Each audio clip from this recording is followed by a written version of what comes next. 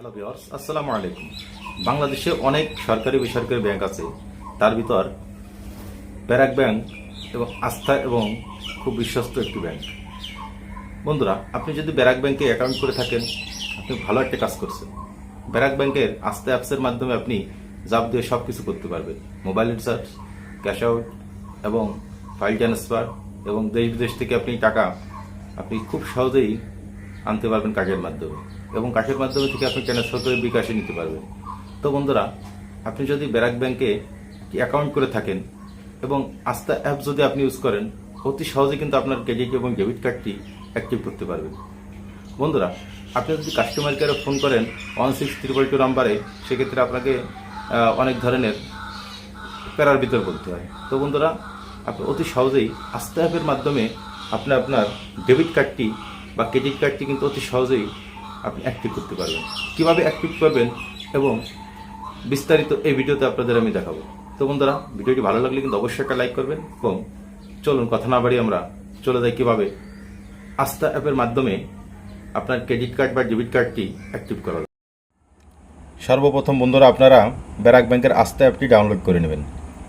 আমার আস্থা app download করা আছে। এরপর আপনারা ইউজার নেম এবং পাসওয়ার্ডটি দিয়ে দেবেন।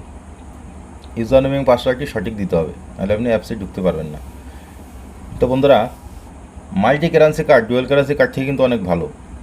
আপনি যে কোনো জায়গায় যেতে পারবেন, ট্রাভেল করতে পারবেন দেশ বিদেশে, সেখানে গিয়ে কিন্তু আপনি মাল্টি কারেন্সি কার্ডটি খুব সহজে কিন্তু আপনি টাকা উত্তোলন করতে পারবেন। তো বন্ধুরা, আমরা অ্যাপসের ভিতর প্রবেশ করলাম।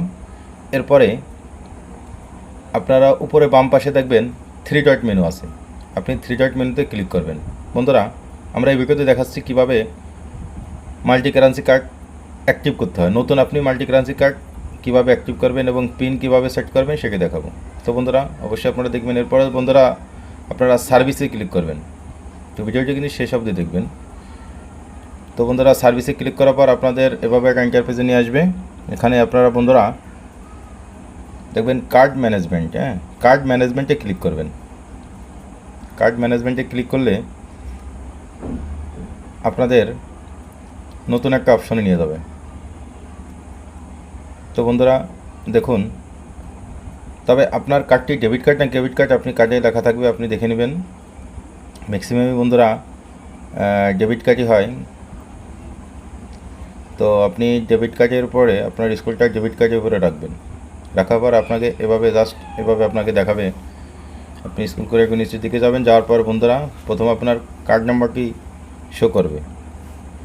ঠিক আছে, কার্ড নাম্বারটি শো করবে। তো আপনার এখানে 4টে ডিজিট আপনাকে এখানে দিতে হবে, লাস্টের 4টের আগেরটা। ওকে, আপনাকে উপরে দেখিয়ে দিছে যে কার্ড নাম্বারে 4টে ডিজিট আপনাকে ওখানে দিতে হবে। দেওয়ার পর বন্ধুরা, আপনারা এক্সপায়ার ডেট দেবেন, মাস এবং ইয়ার দিবেন। ওকে, মাস এবং ইয়ার দেওয়ার পর আপনার সিবিবি কার্ডের উল্টো পাশে দেখবেন 3টে ডিজিট আছে, ওই 3টে ডিজিট আপনি দিয়ে দিবেন। দিয়ে আপনি পাসওয়ার্ড, নতুন করে পাসওয়ার্ডটি সেট করে নেবেন। তো পাসওয়ার্ডটি সেট করে বন্ধুরা, আপনারা SMS জন্য অপেক্ষা করেন। আপনি যে সিমটি দিয়ে আপনি আপনার অ্যাকাউন্টটি ওপেন করছেন, এখানে আপনার নেক্সট দিলে আপনার ওখানে একটা ওটিপি চলে আসবে। ওটিপিটা দেওয়ার পরেই আপনাদের কার্ডটি অ্যাক্টিভ হয়ে যাবে। বন্ধুরা, আশা করি অতি সহজে আপনারা আপনার হাতে মোবাইল দিয়ে আপনি আপনার ডেবিট কার্ডটি, ডুয়েল কারেন্সি কার্ডটি আপনি অ্যাক্টিভ করতে পারবেন। বন্ধুরা, আমার মোবাইলে ওটিপি চলে আসছে, ওটিপিটা বসে সাবমিট করে দেবেন। তো বন্ধুরা, বাস হয়ে গেল। অতি সহজেই আপনি আস্থা অ্যাপের মাধ্যমে আপনার কার্ডটি অ্যাক্টিভ করতে পারলেন এবং পিন সেট করতে পারলেন। তো বন্ধুরা, এভাবে সহজেই করতে পারবেন, এবং আস্থা অ্যাপের মাধ্যমে আপনি অনেক সুবিধা পাবেন। বিকাশ থেকে আপনি টাকা আউট করতে পারবেন এবং বিভিন্ন ধরনের অনেক সুবিধা আছে বন্ধুরা। নেক্সটে আপনাদের ভিডিওতে আমি দেখাবো।